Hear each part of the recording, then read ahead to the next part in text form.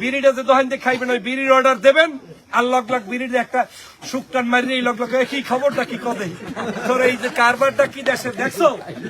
অতএব নারী পুরুষ ঐক্যবদ্ধ ভাবে কিছু কাজ করতে হবে। নারীদের একটা কাজ আছে, নারী বোনেরা যারা আছেন ঘরের ভিতরে অনেক মহিলারা বসা, আপনাদের কাছে স্পষ্ট অনুরোধ, জীবনে অনেক গপ্প মারছেন, প্রত্যেকদিন বিয়েলে 8-10টা ঘরের পিছনে উডানে যাইয়ে গপ্প মারা, এরপরে চুলের বিনি বাঁধা, এরপরে একজনে আরেকজনের মাথা আশ্রয় দেওয়া, এটা কালচার, কোনো সমস্যা নাই, করবেন।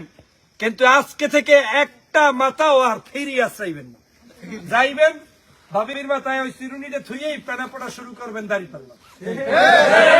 এই কথা বোঝেন না?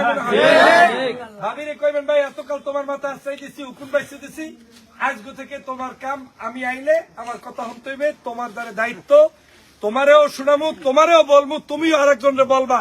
আগামী নির্বাচনে অন্তত একবারের জন্য কায়েদ সাহেবের নাতি ডক্টর ফয়জুল রে রাজাপুর কাটালে দাঁড়ি পাল্লায় ভোট দেবা। কি নারী ভাইরা বোনেরা করতে রাজি আছেন ইনশাল্লাহ?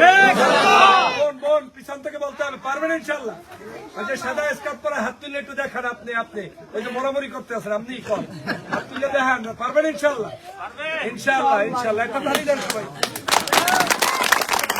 দ্বিতীয় কাজ আপনাদের জন্য, আপনারা কমপক্ষে 20 জন মহিলাকে, সে আপনার ভদ্র বোন, মা কিংবা যেখানেই থাকুক, ফোন করবেন। তৃতীয় কাজ, নির্বাচনের রাত্রে ঘুমাইবেন না। 11 তারিখ সারা রাত, মানে রাত 12টা পর্যন্ত ঘুমাইবেন।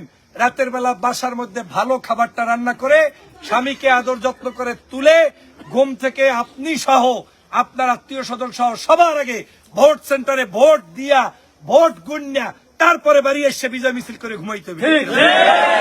মারা যাবে ইনশাআল্লাহ। পুরুষদের জন্য পরামর্শ, আপনারা চা খান দোকানে,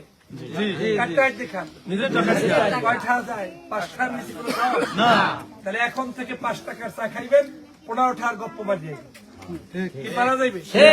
নিজে 5 টাকার চায়ের অর্ডার দিয়েই শুরু করবেন, আবু তালেব খবর কি, শুনলাম যে এই সব জায়গায় ডক্টর ফয়জুলের জয় জয়কার অবস্থা, এদিকে দাঁড়িপাল্লার কি কারবারটা কি, ঘটনা কি, ঘটলে কি, এদের সাথে আনলে না কোনোদিন। এক হওয়ার পরে আশেপাশে আরো 5-10 জন থাকবে না, এরা আবার এই মিডল লাগে পড়বে কি পড়বে না। এই পেনাই আপনার একটা বড় ধরনের খেদমত, যেটা আপনার 100 টাকা খরচ করে করা লাগে না। দৈনিক বিড়ি খান না 5টা-10টা, ওই বিড়িটা যে দোকান দিয়ে খাইবেন ওই বিড়ির অর্ডার দেবেন আর লগ লগ বিড়ির একটা শুকটান মারিয়ে এই লগ লগ কি খবরটা কি কবে তোর এই যে কারবারটা কি দেশে দেখছো। দাড়ি পাল্লা ছাড়া এদের সাথে কোনো মানুষই দেখি না। এই কামটা করলে আপনার শোনেন, আমি তো গল্পের ছলে বলার কারণে আপনার আনন্দ লাগতেছে, কিন্তু এমনও হইতে পারে আমার ভাই হয়তো কোনোদিন ইবাদত করার সুযোগ পায় নাই, ওই শুকটান দেওয়া বিড়ির মধ্যেও যদি সে ওই দাড়ি পাল্লার দাওয়াত দিয়া আল্লাহর দ্বারে কবুল হয়ে যায়, এমনও হইতে পারে পিছনের সব আল্লাহ মাফ করে দিয়ে তার তো ভালো করি। অতএব কোন অবস্থায় বসে থাকবেন না, যে জায়গায় যাইবেন ওই জায়গায় দাড়ি পাল্লার দাওয়াত দিতে রাজি আছেন ইনশাআল্লাহ? এতে কি টাহা লাগবে? মুই যা খাই হেই আবার খামো ফাহে দাড়ি পাল্লার গান কইয়াম, কি পারা যাইবে? 3 নাম্বার, আমরা ভদ্রলোক স্বামীরা মোটামুটি বউগুলোকে তো খাতিলে আছে না নাকি? খাতিলে আছে, কোথায় খাতিলে আছে? নুন দেয় নাই কা, শালুনে তরকারিটা ঝাল হইছে কা, একই কেনা মাতারি না বেটারা, আমার জামা কাপড় আয়রন নাই কা, আমার লঙ্গিটা এখনো হুগাই নাই কা, হুগাই নাই হেদারে দিকেই লাখ টাকা হুগাই নাই, হ্যাঁ আল্লাহ দিয়েছিল। এই যে কারবার করিয়ে বউগুলোকে যে খাতিলটা নষ্ট হয়েছে, এই জোড়াতালি দিতে হইবে কি হইবে না? কি করা যাইবে? এই জন্য একটা পরামর্শ আছে, আধা কেজি মুড়ি কিনবেন, 3-4টে পেঁয়াজ কিনবেন, নিজ দায়িত্বে বানাইবেন, বাসায় যাই বইবেন, মাথার রেখে বেড়া আসবে এত ভদ্রলোক হয়ে গেলে কা, সারাদিন এই খিসখিস করে এককালে 34 মেসে রৌদের নান, আর আইস গাই এককালে মুড়ি টুড়ি লই বইছে।